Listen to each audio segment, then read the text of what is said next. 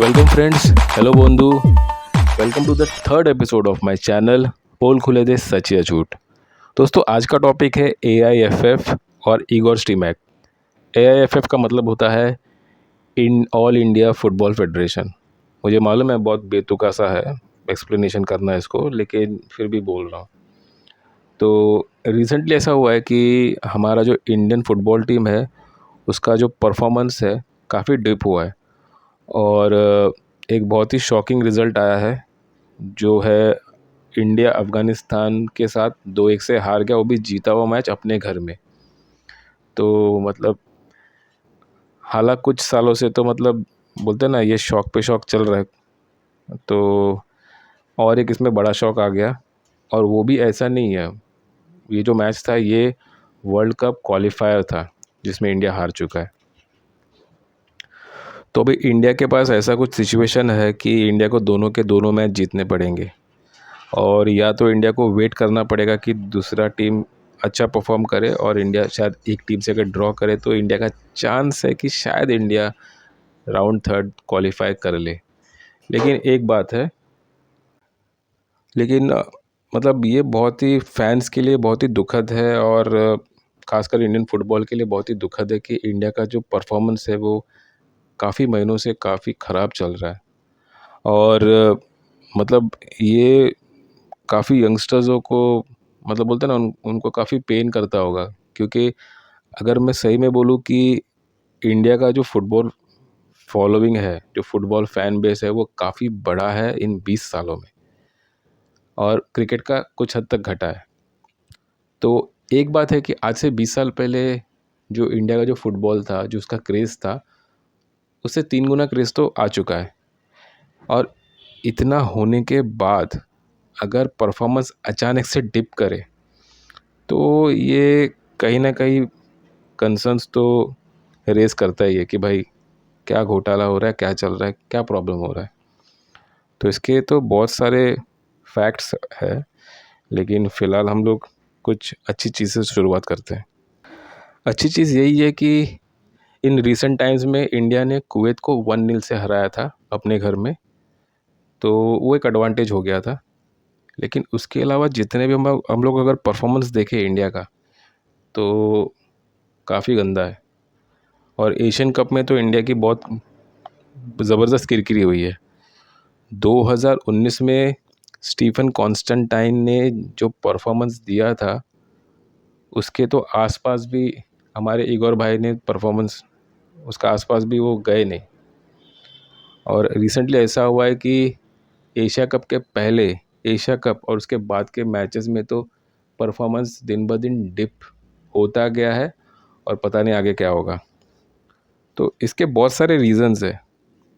उसमें से एक रीज़न ये है कि ये जो कॉन्ट्रैक्ट रिन्यू हुआ था, तो जब इगोर स्टीमैक आए थे तो इनिशियल 1-2 साल इन्होंने ठीक ठीक काम किया था। लेकिन बाद में जब ये कॉन्ट्रैक्ट रिन्यू हुआ तो अक्टूबर 2023 में, तो बहुत सारे क्लॉजेस जो ऐड होते यूजुअली इसमें ऐड नहीं किए गए। और शायद यही वजह है कि ये बंदा पूरा रिलैक्स हो गया कि भाई मैं काम करूँ या ना करूँ कोई फ़र्क तो पड़ता नहीं है, इनको तो मुझे सैलरी देनी है। और न सिर्फ ये बात है, बात और एक है, जिन जो फुटबॉल फॉलो करते हैं उन्होंने रिसेंटली देखा होगा कि जब एशिया कप के पहले इंडियन टीम को कोच की ज़रूरत थी, तो कोच अपने कंट्री में चले गए, वो वहाँ अपना लैपटॉप यूज़ करके उनको ऑनलाइन कोचिंग दे रहे हैं। तो मतलब क्या चल रहा है, मतलब इस आदमी को इतना प्रिविलेजेस क्यों मिल रहा है, कहाँ से मिल रहा है। अभी अगर आप न्यूज़ देखोगे, टाइम्स नाउ या जितने भी गोदी मीडिया है, तो वो लोग इसका ब्लेम कुछ लोगों पे डालेंगे, लेकिन असली कहानी कुछ और है। तो कहानी दरअसल ऐसा है कि जब हमारे इगोर स्टीमैक जी आए थे, तो इनिशियली इन्होंने ठीक ठीक काम करके दिखाया था। और इसमें कहानी में एक ट्विस्ट आता है। 2022 में AIFF का इलेक्शन होता है प्रेसिडेंट के लिए, जिसमें कल्याण चौबे हमारे बैचुंग भूटिया को, जो काफ़ी बोलते हैं ना रिनाउन प्लेयर है, जिन्होंने इंडिया का नाम काफ़ी ऊंचा किया है, वो उनको 33-1 से हरा देते हैं। और इस बात पे बैचुंग भूटिया ने भी अपनी आवाज़ उठाई थी कि भाई इसमें पॉलिटिकल प्रेशर है और जो वोटर्स हैं उनको खरीदे थे। लेकिन गोदी मीडिया ने इस न्यूज़ को दबा दिया और हमारे जो कल्याण चौबे है वो जीत गए। हालांकि कल्याण चौबे भी उन्होंने फुटबॉल खेला है, वो गोलकीपर थे, लेकिन बैचुंग भूटिया और कल्याण चौबे में ज़मीन आसमान का फ़र्क है।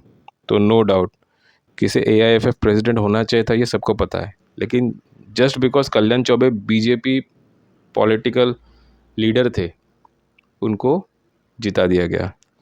और उसके बाद हमारे जो वाइस प्रेसिडेंट है, उनका नाम है NA हैरिस।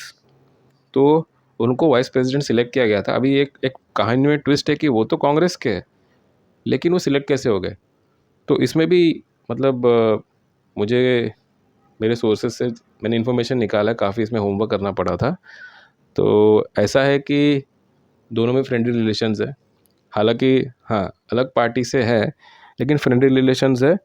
और ये जो NA हैरिस है, ये नालापत ग्रुप ऑफ कंपनीज़ के मालिक है।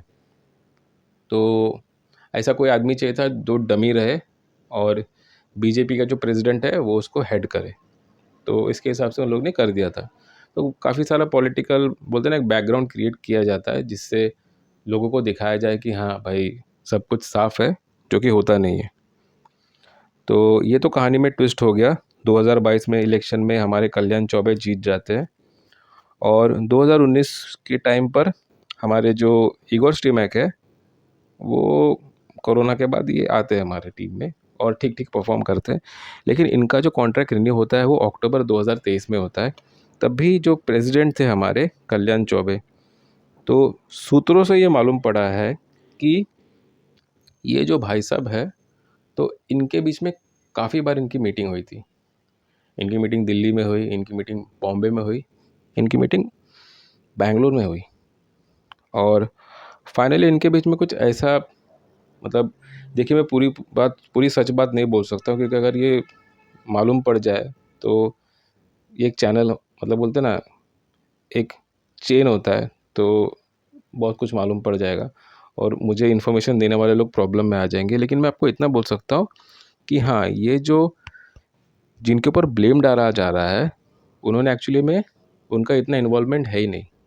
ये जो इन्वॉल्वमेंट है ये प्रेसिडेंट और स्टीमैक के बीच में है। क्योंकि एक बात है, आप लोग सोच के देखिए, एक एग्रीमेंट जब किसी कोच को फॉरवर्ड किया जाता है तो उसमें प्रेसिडेंट का सिग्नेचर होना अनिवार्य है, इट्स अ मस्ट। भले लीगल एडवाइज़र और दूसरे लोग उसको बनाते हैं जो भी है, लेकिन अगर वो साइन नहीं करेगा तो उसको फॉरवर्ड नहीं किया जाता है और बाद में दोनों का एक्सेप्टेंस होता है और उसके बाद ये कॉन्ट्रैक्ट फुलफिल होता है। तो हमारे कल्याण चौबे कोई अनपढ़ तो है नहीं, तो इनके बीच में ऐसा एक डील होता है कि ठीक है हम आपकी सैलरी बढ़ा देंगे, आपका परफॉर्मेंस ठीक ठीक था, तो ये कॉन्ट्रैक्ट रिन्यू करने की कोई ज़रूरत नहीं थी। लेकिन कॉन्ट्रैक्ट रिन्यू होता है क्योंकि उसके पहले इनके बीच में काफ़ी मीटिंग्स हो जाती है और काफ़ी एक सेटिंग गेम होता है कि भाई ठीक है हम आपकी सैलरी बढ़ा देंगे और ये क्लॉज आपके लिए नहीं डालेंगे, लेकिन इसके एवज में आपको इतना इतना परसेंटेज या तो वन टाइम या तो मंथली आपको देना होगा। और फाइनली कॉन्ट्रैक्ट रिन्यू होता है जो कोच के फेवर में होता है। और आप देखिएगा कि इसके बाद से अराउंड नवंबर दिसंबर से ही कोच का जो एटीट्यूड है काफ़ी कैजुअल हो जाता है और ये हमारे एशिया कप में भी दिख रहा था और रिसेंट गेम्स में भी दिखा है। अगर हम बात करें कुवैत के साथ मैच की, उसमें नो डाउट एक फ्लूक में लग गया, इंडियन प्लेयर्स अच्छे काफ़ी, तो फ्लूक में लग गया। लेकिन ओवरऑल जो कोच का जो एक वर्किंग एटीट्यूड था वो दिख नहीं रहा है, क्योंकि उसको तो पता है कि मैं काम करूं या ना करूं, I will get the salary. और काफ़ी ऐसे टाइम्स ना हो दूसरे जो न्यूज़ चैनल है वो लोगों का ध्यान, फैंस का ध्यान भटका रहे कि हाँ टीम में लॉबीबाजी चल रही, सीनियर प्लेयर्स जूनियर प्लेयर्स के बीच में। वो तो है, लेकिन वो इतना सीरियस नहीं जितना सीरियस ऊपर से नीचे तक करप्शन आया है। तो करप्शन ऐसा हुआ जो ऊपर से नीचे तक आया है। तो जो प्रेसिडेंट है वहाँ से स्टार्ट हुआ, कोच के पास आया और ये प्लेयर्स लोगों को अंदर की सब खबर रहती है। तो जब इनको भी पता चला तो भाई इनके बीच में भी साठगांठ हो गया कि ठीक है, आप अपने हिसाब से काम करो, हम लोग भी अपने हिसाब से काम करेंगे, और जो हमारे प्लेयर्स है फेवरेट वाले जो भी है थोड़ा आप देख लेना उनको, फिर आप उनको टीम में जगह दे देना। तो बोलते हैं ना, अंधेर नगरी चौपट राजा, तो ये वाला हिसाब चल रहा है आज की डेट में। और मैं आपको बोल सकता हूँ कि फैंस के लिए बहुत ही बैड न्यूज़ है कि 2026 तक इसको कैसे भी करके झेलना पड़ेगा, अनलेस ये खुद से रिज़ाइन ना कर दे तो, या फिर AIFF अगर फिर से अगर कुछ उनका री इलेक्शन वगैरह हो गया और वो जो डिसमिस वगैरह का जो फंडा है अगर वो मतलब वर्क में नहीं नहीं आया, तो इसके पहले हम लोगों को 2026 तक इसको झेलना ही होगा, भले कुछ भी हो जाए, क्योंकि क्लॉज ऐसा किया हुआ है। तो टाइम्स नाउ बहुत सारी चीज़ें सच बता रहा है लेकिन बहुत सारी चीज़ें छुपा रहा है, और दूसरी गोदी मीडिया भी वही कर रहे हैं। तो मतलब आप सोच रहे हो ये जो बीजेपी, इनका जो करप्शन लेवल है ये स्पोर्ट्स में भी घुस चुका है। तो उम्मीद करता हूँ मैंने आप लोगों को जो भी सच इन्फॉर्मेशन था वो दे दिया है, और आप जनता है तो आप अपनी आंखें खोलेंगे। और रिसेंट इलेक्शंस तो आ रहे हैं, तो उम्मीद करते कि हम लोग इस बार थोड़ा हमारा दिमाग और अपनी आंखें दोनों खोल के वोट देंगे। और ये जो करप्शन हर जगह में फैल रहा है जो देश के लिए बहुत बुरा है, तो इसको रोकने में कामयाब होंगे। जय हिंद, और thank you for listening to this video. तो दोस्तों, अगर ये वीडियो आपको पसंद आया, मेरा इन्फॉर्मेशन आपको ठीक लगा होगा तो लाइक कीजिए, प्लीज़ सब्सक्राइब कीजिए और शेयर कीजिए। धन्यवाद।